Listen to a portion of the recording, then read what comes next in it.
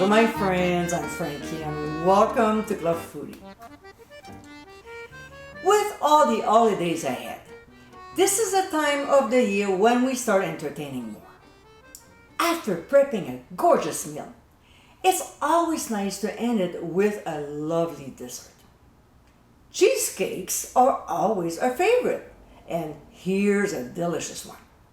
My pumpkin cheesecake with Biscoff Crust. This is pure indulgence. The combination of the crust along with the pumpkin flavor is absolutely divine. Certainly a must try. So let's get baking. We'll go ahead and make the Biscoff crust. Before I add any, I used to make my pumpkin cheesecake with plain graham crackers.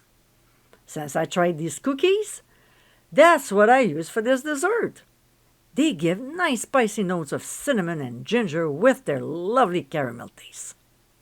So in a bowl of a food processor, we'll add the cookies, put the lid on, and pulse until they turn into fine crumbs.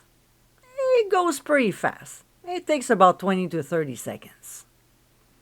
To this, we'll add brown sugar and a tiny pinch of ground sea salt. We'll put the lid back on and process until blended, maybe 15 seconds at the most. While the appliance is running, through the feeder, we'll add melted butter as well as pure vanilla extract, and then let it run for 30 seconds. Now, to know if we have the right consistency, we'll take a measuring spoon, compress the mixture, drop it in our hand, and if it holds its shape, then it's fine. It should be like dam sand. Alright, so we'll drop the mixture into a 9-inch non-stick springform pan. Next, using the bottom of a measuring cup or glass, we'll press the crumbs firmly into the bottom of the pan and up the sides as well as high as possible. You really want to take your time doing this step, okay? We'll now press the sides as well, pushing down the top lightly but firmly with our fingers, compressing it down as we go. I'm a little finicky when forming the crust. It has to be perfect. Otherwise, there can be some crumbs falling on top of the cake. Or worse, the sides can collapse. And after putting so much effort making this dessert, none of us want that. The bottom is always the last thing I do. It's an easy fix. Frankly, this is the hardest part of making this cake.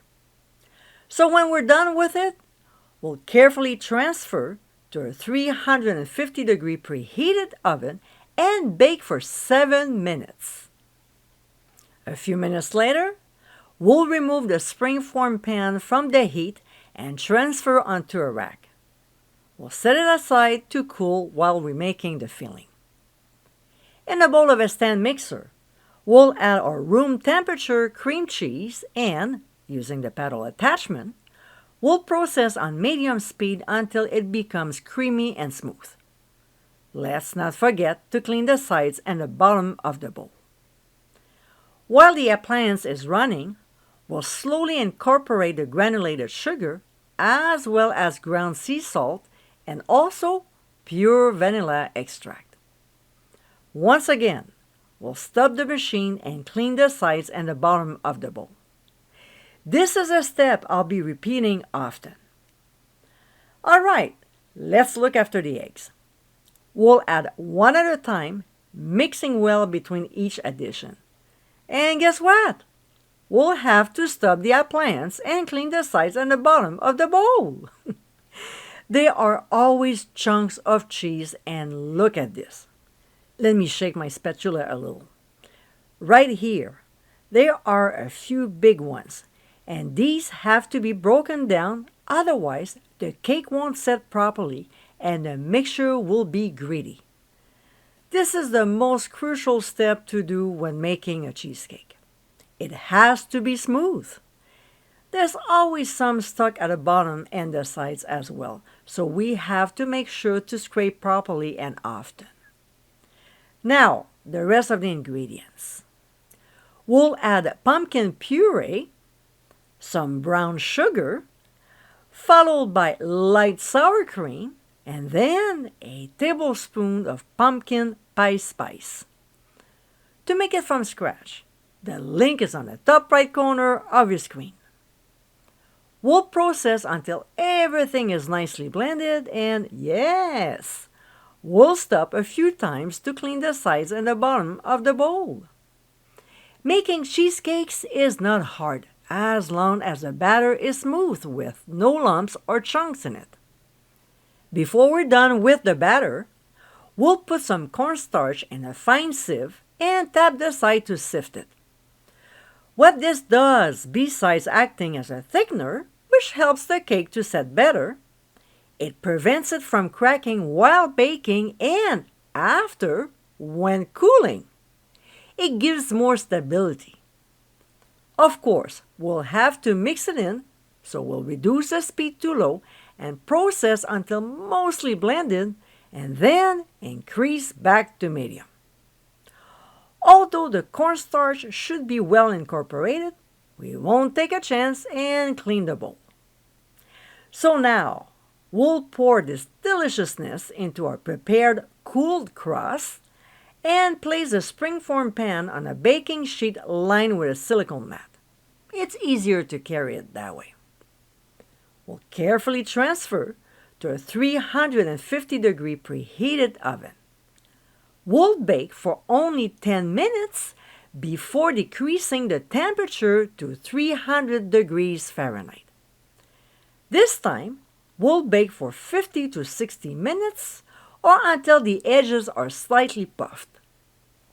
When it's done, we'll turn off the heat and let it sit in the oven for 2 hours undisturbed, which means don't open the door, don't start jumping, just leave it alone. A couple hours later, we'll remove from the heat and allow it to cool for 30 minutes or until the cake reaches room temperature. It'll still be slightly warm, so we'll run a thin knife around the outside edge to help release the cake from the pan later. Then we'll transfer it to the fridge for at least 8 hours, but preferably overnight. When we're ready to serve, we'll gently remove the sides and run a knife under the bottom to release the cake from the base. Then carefully transfer it to a cake server.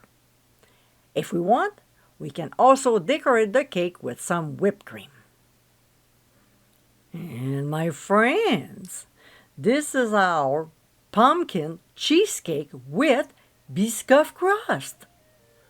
Extremely delicious and decadent, this dessert is perfect for Thanksgiving or for any other special occasion.